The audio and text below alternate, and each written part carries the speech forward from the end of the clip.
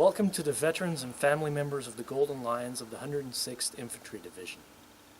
In this special presentation, brought to you from Belgium and Germany, especially for the 77th annual reunion of the 106th Infantry Division Association, I will present you with a tour of the former battlegrounds of the 106th. In this video, we're taking you to some of the spots in Belgium and Germany that bear a special significance to the history of the Golden Lions. While we won't be able to cover everything in the Eifel and Ardennes, hopefully we'll offer you a glimpse of the terrain and the places in which the soldiers of the 106th valiantly fought 80 years ago. I hope this may convince some of you to join us for the 80th anniversary commemorations of the Battle of the Bulge, taking place later this year in Belgium and Luxembourg.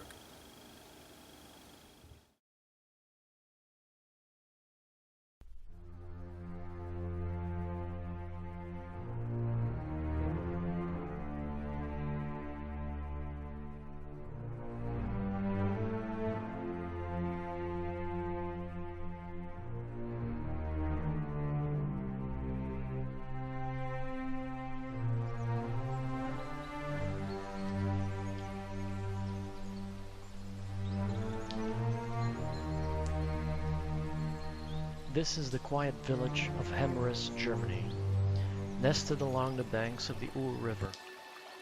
Only 3 months after the D-Day landings in Normandy, in early September 1944, Allied troops first set foot on German soil here.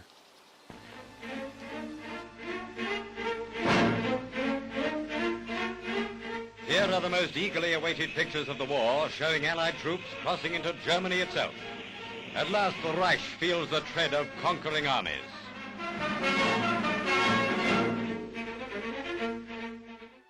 Debris from the nearby railway bridge, blown up by retreating German forces, stemmed the flow of the Our River and allowed GIs of the 4th Division to wade across. Their division commander, General Raymond Barton, at the wheel of his own jeep, proudly posed for a Signal Corps photographer in the middle of the river. After the war, what remained of the blown-up arcs of the Ardennes railway bridge were never cleared and can be seen to this day.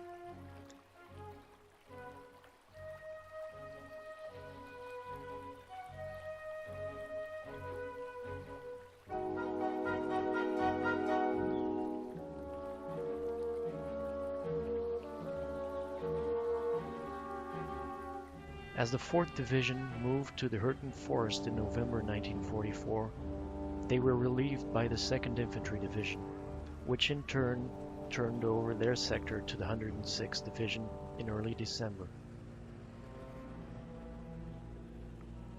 This brings us to the city of St. Vith. This town, which in 1944 housed no more than 2,000 residents, was an epicenter for military activity during World War II. A major road and rail hub, it connected 5 main highways and 3 main rail lines which were vital for any military operation in the area. It had already proved so in May 1940 when the German army first invaded Belgium. The rugged, wooded terrain of the Eifel and Ardennes permitted hardly any cross-country movement. Narrow, muddy secondary roads were inadequate for tanks and heavy equipment. Bridges and main roads were essential for any advance in the sector. In December 1944, St. Vith was home to the division headquarters of the 106th. General Jones and his staff had offices in the imposing school building of the St. Joseph's Convent, near the city center. It is near here where in 1960 the division monument was inaugurated. In 1994, for the 50th anniversary of the Battle of the Bulge, the monument was moved from the wall of the pavilion to a traditional slate rock closer to the street, where it stands today. Each December at this spot, the sacrifices of the Golden Lions are remembered. Although it doesn't look like it today, the city of St. Vith was an old walled medieval city. One of the 14th century stone defense towers, known as the Bushel Turm, is still intact. It was saved when the city walls were removed in the late 17th century. Heavily damaged by the aerial bombing of December 1944, the tower was restored in 1961.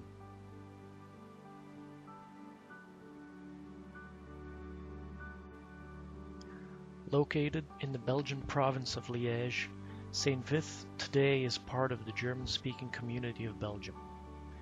Since 1815, it was part of a territorially disputed region known as the Eastern Cantons. Formerly a part of Luxembourg, it became part of Prussia, then Belgium after 1919. Nazi Germany annexed it back in 1940, and with the return of the Allies in 1944, it once again became part of Belgium. These changes led to many tragic situations. Many of the able-bodied youth were drafted into the German army during the years under Nazi rule and were subsequently forced to fight on the Eastern Front. Many did not return. The Battle of the Bulge started December 16, 1944. After 6 days of heavy fighting, St. Vith finally fell to the Germans. The loss of this vital communications center meant that the Allies brought in heavy bombers in order to destroy its military capacities for the Germans.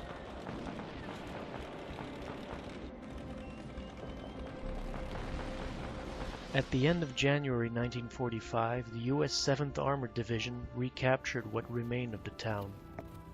Almost 600 buildings were destroyed or heavily damaged, approximately 95% of the entire town. 153 civilians and over 1,000 soldiers were killed.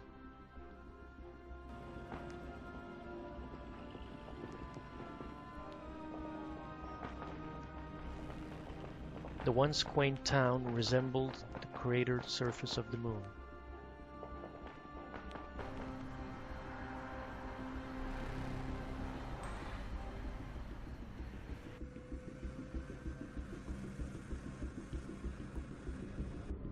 Ten miles east of St. Vith, some 5 miles inside Germany, lies the Schneefel, or Schnee Eifel, a densely wooded ridgeline.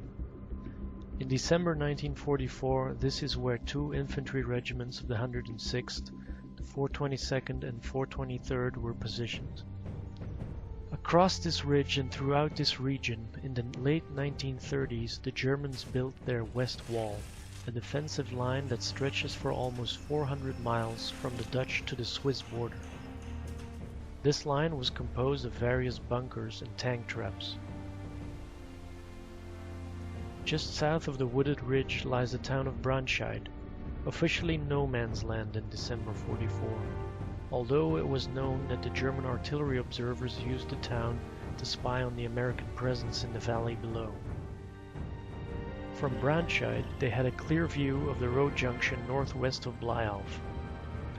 Nicknamed Purple Heart Corner by the GIs of the 106th, any vehicle movement here would earn the driver a Purple Heart, either in person or posthumously. This section of the road was bypassed by an improved logging trail known as the Engineer's Cutoff.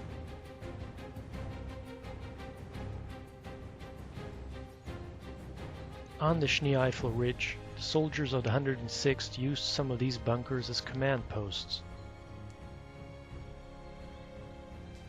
Most of the infantrymen found themselves in foxholes or log shelters built by the engineers.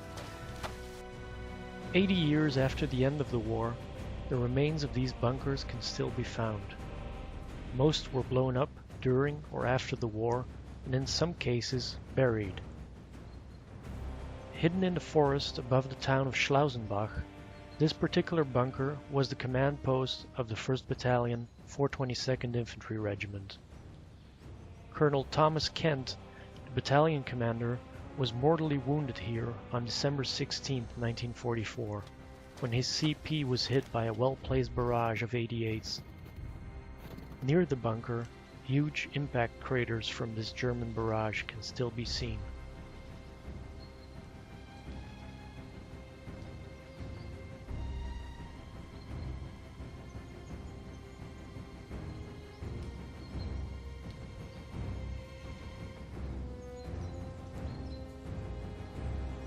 On the second day of the Battle of the Bulge, 2 regiments of the 106th were encircled on the Schnee Eifel, when units of the 18th Volksgrenadier Division broke through their flanks. On the north, the 14th Cavalry Group, holding the so-called Losheim Gap, was forced back and the town of Au was lost. In the center of the division sector, German troops succeeded in capturing the vital town of Bleilf. In Au, a small German military cemetery lies at the back of the local village graveyard. Here lies some of the German casualties of the fighting in the immediate area. Each marker indicates several burials. A close inspection of some of the markers gives an idea of the state of the German army at the time of the Battle of the Bulge, as some of the soldiers buried here are as young as 17, while some were over 60 years old. Continuing on outside Au, we find the location where young Howard Hofmeyer, a member of the forward observation team of the 592nd Field Artillery, was killed on the morning of the 16th of December 1944. The bullet-riddled truck in which he drove was pictured by a German photographer not long after the fact. The picture clearly shows that his boots had been taken by German soldiers.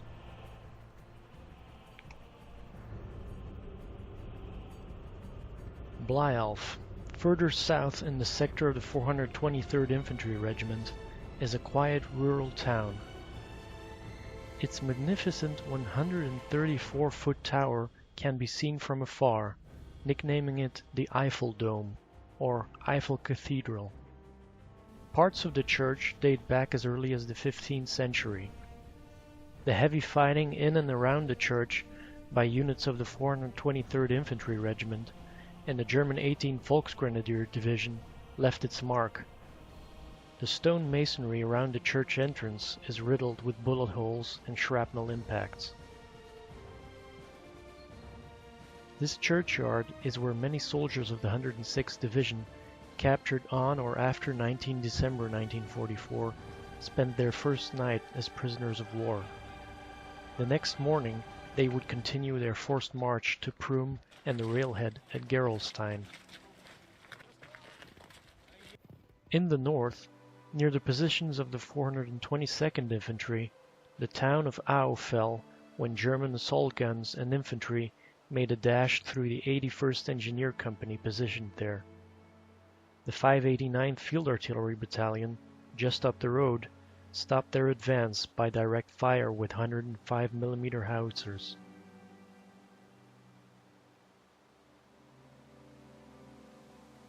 By nightfall, the artillery units near Au were ordered out. Their positions were taken over by the division's reserve forces, the 2nd Battalion of the 423rd Infantry Regiment. Meanwhile, the German troops bypassed their defense and advanced through the Losheim Gap. After their capture of Bleilf on the morning of 17 December, the German troops continued towards the village of Schonberg, which was the first Belgian village on the road to St. Vith. Part of the German plan was to capture Schonberg and its bridge across the Our River intact, gaining access to the main road network towards St. Vith. By doing so, they cut off the bulk of the 106th Division forces on the Schnee Eifel.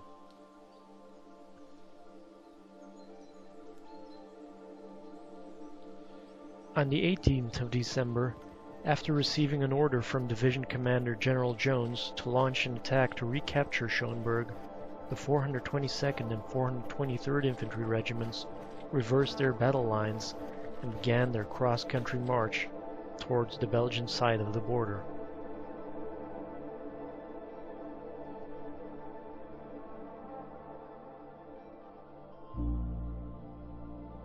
Out of food, water, and medical supplies, the troops of the 422nd and 423rd launched one final assault on Schonberg on the morning of the 19th.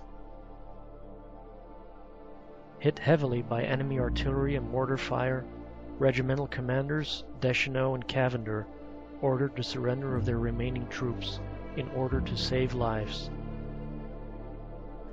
Approximately 7,000 GIs of the 106th became prisoners of war that day.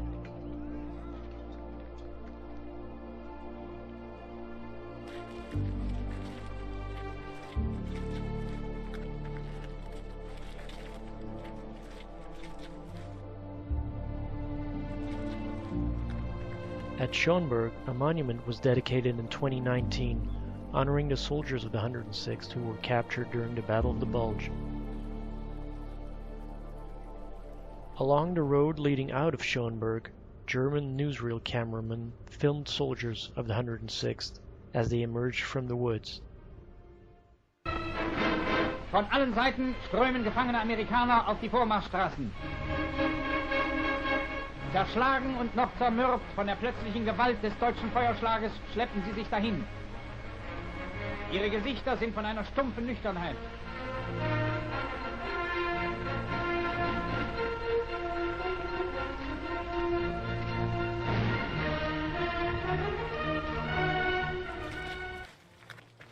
Becoming a prisoner of war wasn't without danger. The German offensive in the Ardennes became known for its many atrocities towards civilians and POWs. Perhaps the most well-known atrocity was the execution of over 80 American prisoners of war at Bonnier near Malmedy. But there were other, smaller incidents where POWs were massacred. 2 German-born Jewish-American GIs of an interrogation team attached to the 423rd Infantry were murdered on 20 December 1944 at Ehrenbruck, the border crossing between Belgium and Germany on the road to Schonberg. This happened on orders of an anti-Semitic Wehrmacht captain. German captain responsible for the killing of Kurt Jacobs and Murray Zappler was later tried and himself offered the same treatment. On the same day as the Malmedy massacre, 11 African American soldiers of the segregated 333rd Artillery Battalion made their final escape from Schonberg when the town fell to the Germans. They made their way to the nearby village of Vith, where they sought refuge with a local family. When an SS patrol entered the village, the 11 men were lined up and taken to a field outside of the town.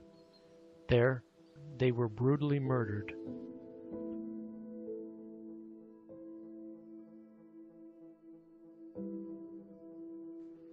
At the spot where they were killed, a monument was put up by the family who sheltered the 11 soldiers.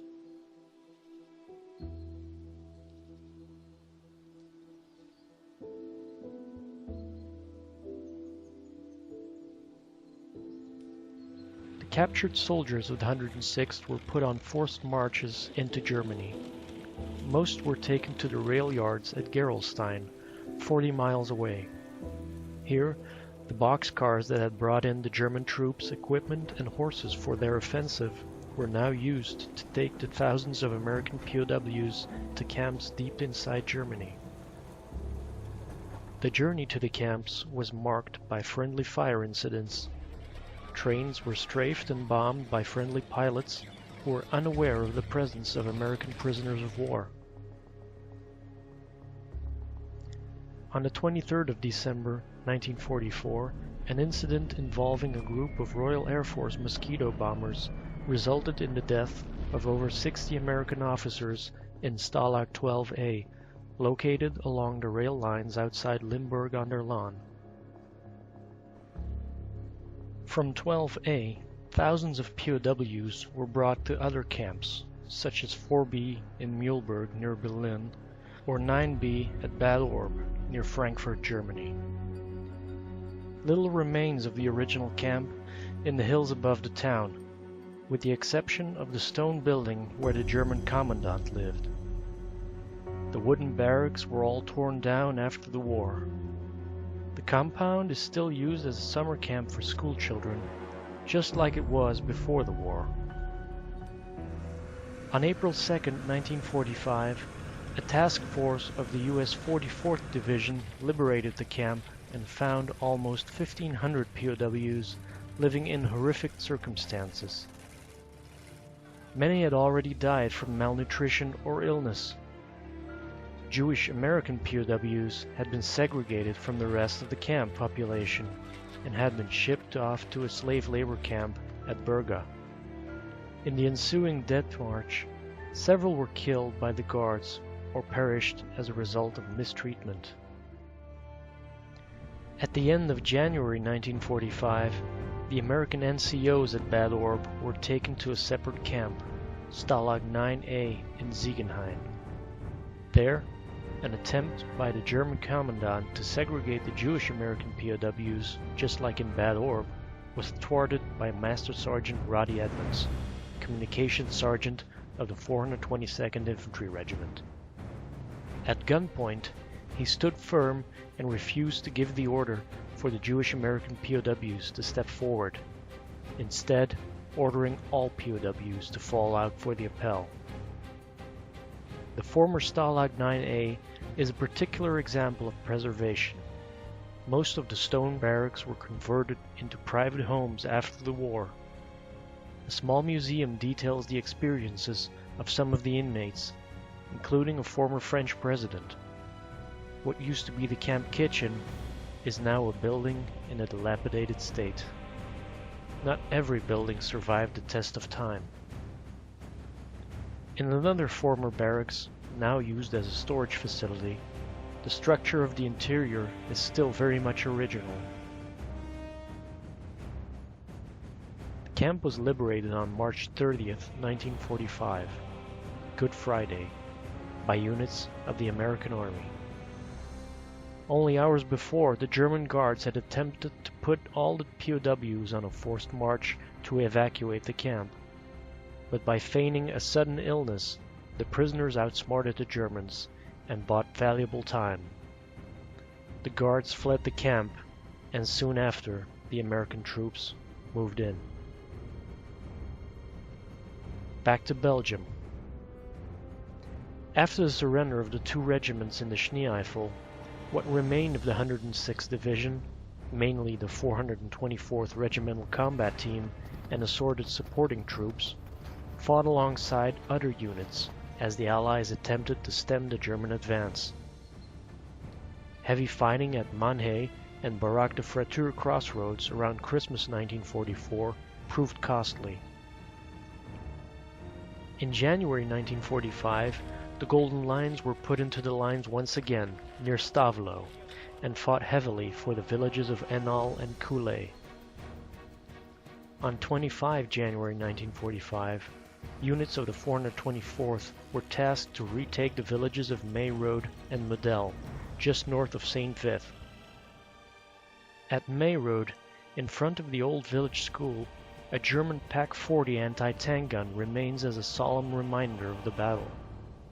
It was left behind by troops of the 18th Volksgrenadier Division when the 424th recaptured the village. The nearby village of Medel proved an even tougher nut to crack. German machine gunners had firmly established themselves in the houses and the prominent onion-shaped tower of the village church. Supported by tanks of the 7th Armored Division, troops of the 424th suffered heavy casualties while attempting to retake the village. Eventually, aided by heavy artillery support and a few heroic small unit actions, the German troops were flushed out of the village. The division's final combat actions took place a few miles to the north, again fighting the Germans in the bunker line of the West Wall. In April 1945, the division reverted to mostly non-combat assignments, such as guarding millions of prisoners of war in Germany. Today, the former battlegrounds of the 106th throughout Belgium and Germany retain much of their authenticity. In the woods, the ghosts of history are present throughout the foxholes, bunkers, and tank traps that nature is slowly but surely covering in a blanket of moss. Seeing it in person gives a different look, a deeper understanding of the suffering and agony of combat that the soldiers from both sides endured. Winter conditions add another element to the experience and truly transform the landscape. The weather was definitely not an ally to the soldiers. In the Battle of the Bulge, the first and only combat action of the 106th Infantry Division, the Golden Lions had proven themselves. Despite suffering heavy casualties, the Golden Lions were responsible for upsetting the timetable for the German offensive to such an extent that it was bound to fail from the beginning. The division suffered 444 men killed in action. 215 died as prisoners of war. Another 79 died from wounds sustained in battle. Many of them rest in honored glory among the ranks of their comrades in arms, buried in the military cemeteries in Belgium, Holland, and Luxembourg. These graves are an everlasting reminder of the fact that freedom is not free, and the fact that these sacrifices may and shall never be forgotten.